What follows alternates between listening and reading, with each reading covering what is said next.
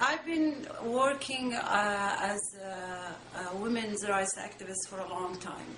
I have done many campaigns with a group of women. I have established with my friend Wajeha Al Huwaider an association we call the Society for Defending Women's Rights in Saudi Arabia, and we're talking about women in general. It's not only for Saudi women. We had campaigns against child marriages. We launched a campaign in 2009 and 2008, 2009, and we also used YouTube a lot in our campaigns.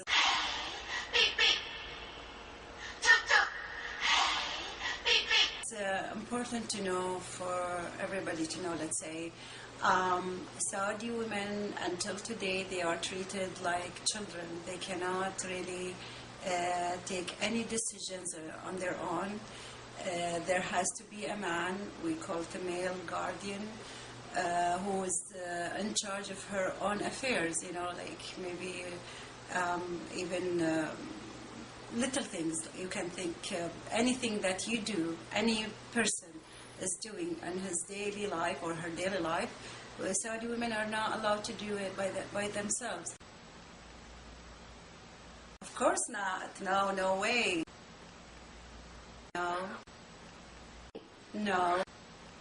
No, we have to get permission. We cannot work or drive or travel or get married or study or anything you do yourself on your own. This is not something possible for women. We have to take permission to do it. You know, we're talking about the male guardian. Doesn't have to be a father or a husband. Could be her son too. So it's totally humiliating for Saudi women to live under such a law. I think it would be much better for women, for Saudi women, to move around.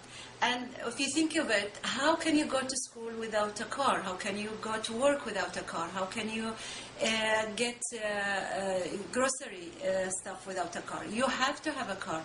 So that means it's the only way to survive. Today in our modern cities, you need public transportation or a car to move around and to get things that you need to get.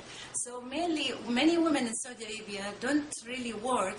One of the reasons is because they don't have transportations, because they don't have private drivers. Not all families in Saudi Arabia get drivers, but also they don't have somebody to take them around, because men also, they have to go to their own jobs, to their own work. So it is a problem. It is like preventing women from being financially independent, because she cannot work, she stays home. And if we are not allowed to drive, it will affect the whole family. It's not only affecting women. It happened many women, and I was expecting less actually, but over 40 women already drove. Some of them made video clips, some of them didn't, but they continued driving, and they say in the newspaper until today, they still catching more and more women are driving, trying to make it, you know, to put more pressure on the government to have it as a law to allow women. By the way, in Saudi Arabia, there is no written law against women, but it's like it's been doing, it's the norm. You know, the norm that since cars came to the country, they prevented women from using them, and until today it became like a tradition. But it's not a law. So actually women, when they drive, they don't break the law. So they shouldn't be taken to trial, or they shouldn't be put in prison. So, we hope women, I hope women will continue driving, and I am hoping that soon we will have the law. They allow women to drive.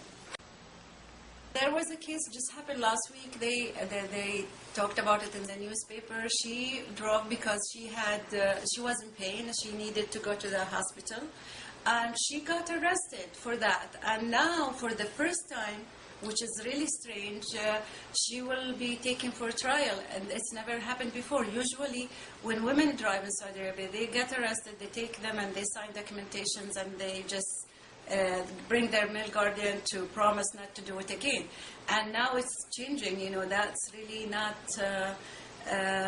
really feeling like something wrong is going on. I hope it's not something serious, unless if she broke some law, I don't know. But they shouldn't act like that. Now it's time for women to drive, and women are willing. Some women are willing. So they should actually, what they do, they should protect them from others, not to attack them or harass them. No, it has nothing to do with Islam. It's something, as I said, it's a tradition. And as you see, all countries, women are driving in all Muslim countries, and they're never been harassed or tried to stop them or anything. It's like that's something Saudi. It has nothing to do with Islam. It's so funny. Anything people are trying to improve in our society. It's not only Saudi Arabia. They always accuse them of being getting help from outside or being trying to westernize the country. I mean, driving, we are the only country where women are not allowed to drive. And we've been demanding that rights more than 20 years ago. So why do they, this time they took it and make it like something conspiracy from the West? It's a joke, but that's all expected. They always do that to stop any movement. And when you use that kind of trick on people, and people usually buy it, they think the West is against them and against Muslims.